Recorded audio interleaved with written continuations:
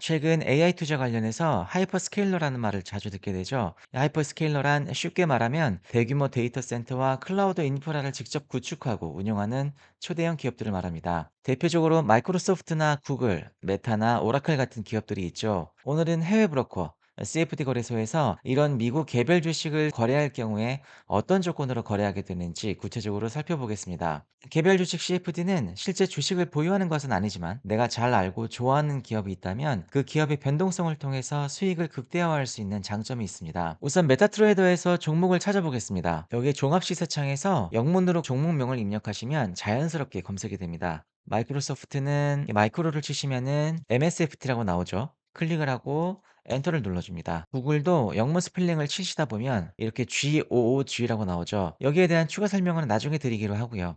오늘은 여기서 기본 GOOG 알파벳을 클릭해 줍니다. 클릭하고 엔터. 자, 메타는 메타라고 치시면 바로 나오고요.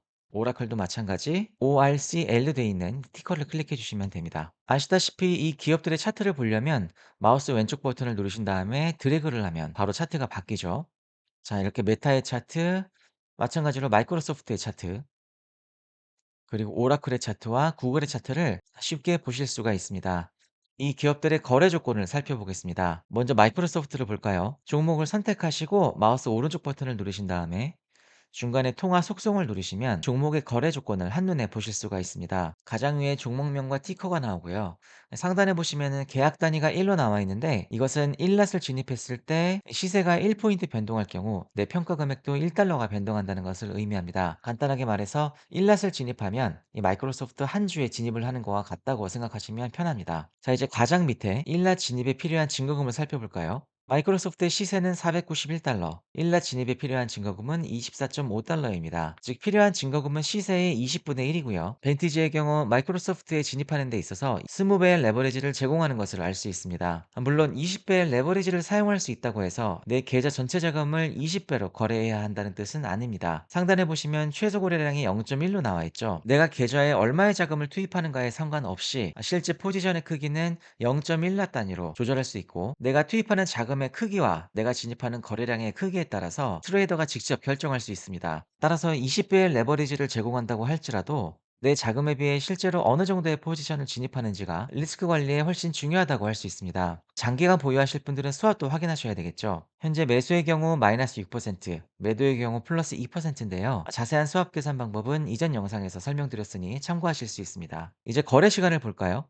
월요일부터 금요일까지 오후 4시 30분에서 오후 11시까지라고 표기가 되어 있는데 이 시간은 메타트레이더 5 서버 시간 기준이고요. 실제로는 미국 정규장 거래 시간에 맞춰서 거래됩니다. 한국 시간으로는 서머타임 적용 여부에 따라서 시간이 달라질 수 있기 때문에 실제 거래 전에 시간을 꼭 확인하시는 것이 좋습니다. 다른 종목도 빠르게 스캔해 보겠습니다. 메타에서 통화 속성을 누르시면 같은 정보가 나오죠. 계약 단위는 1이고요. 최소 거래량은 0.1. 수합은 유사하게 적용이 되고요. 거래 시간은 미국의 정규 개장 시간, 레버리지는 시세의 20분의 1에 해당하는 것을 보실 수가 있겠습니다. 오라클도 마찬가지인데요. 이 계약 단위 동일하고 최소 거래량, 그리고 수합, 거래 시간, 그리고 시세의 20분의 1에 해당하는 일락 필요 증거금까지 동일한 것을 보실 수가 있죠. 마지막으로 구글을 한번 보시겠습니다.